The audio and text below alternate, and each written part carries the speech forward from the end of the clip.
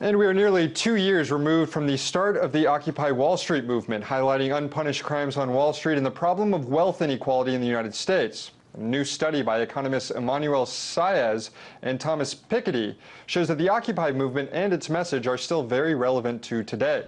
That's because, according to this new research, the top 10% of income earners in the United States took home more than half of all the income in the country.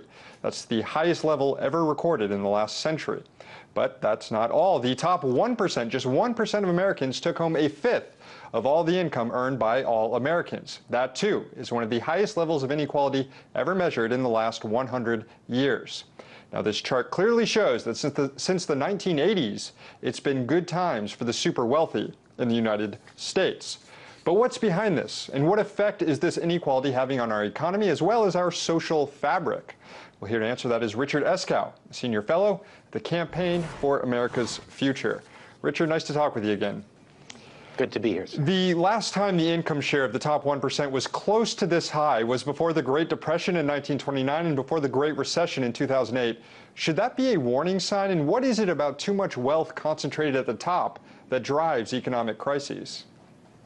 Well, there are slow crises and fast crises, and when you have too much wealth at the top, the slow crisis is that everyone else's income is stagnating, there aren't enough jobs, there isn't enough money circulating for people to buy the goods and services that they want and need, so that leads to unemployment. That's a slow crisis. The connection between this concentration of wealth and the kind of immediate crisis you're talking about, whether it's the Great Depression or the recession, is the nature of the wealth that gets concentrated at the top, which is wealth from stocks, wealth from speculation, wealth from highly risky financial investments. So usually when you see an enormous concentration of wealth at the top, it means that we're accumulating that kind of wealth, which is very volatile and very risky. And that's what we've seen. That's what we saw before the Great Crash. We saw a lot of speculation, bubbles in the stock market, a lot of gambling. We saw a lot of that again after the deregulation of the 90s in the mortgage securities market and the derivatives market and elsewhere.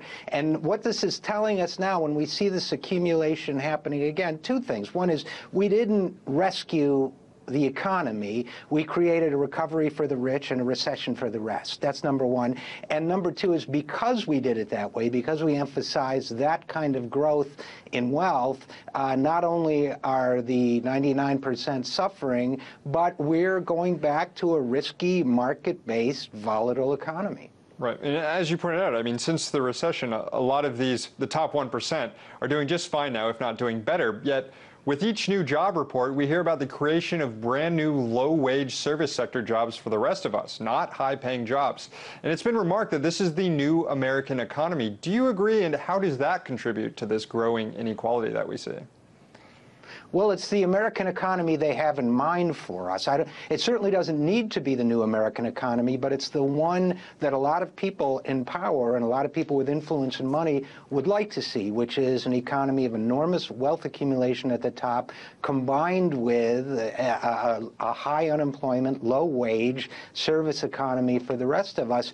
And yet, you know, it's fascinating, Sam, because if you talk to some of these folks, they're also historically savvy enough that some of them are very frightened because they know that an economy like that is unstable and threatens social unrest and threatens political unrest. So they're basically in the mindset of let's grab everything we can out of this, what you describe as a new American economy. And if it blows up, hopefully we'll have enough to take our money and perhaps our lives somewhere else.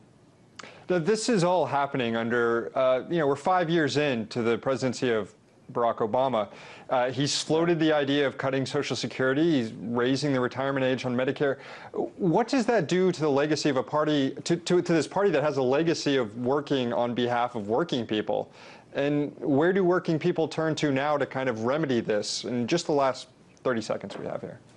Okay, you know, I always think of Neil Young's line about the kinder, gentler machine gun hand when I think about the notion that the Democrats are the party of more humane administration of a receding economy. I think the answer is that people need to press their elected representatives to speak for their interests, and people need to get out in the streets if necessary, and people need to express their opinions every way they can that this is unacceptable. Well said. Richard Eskow, Senior Fellow at the Campaign for America's Future, thank you.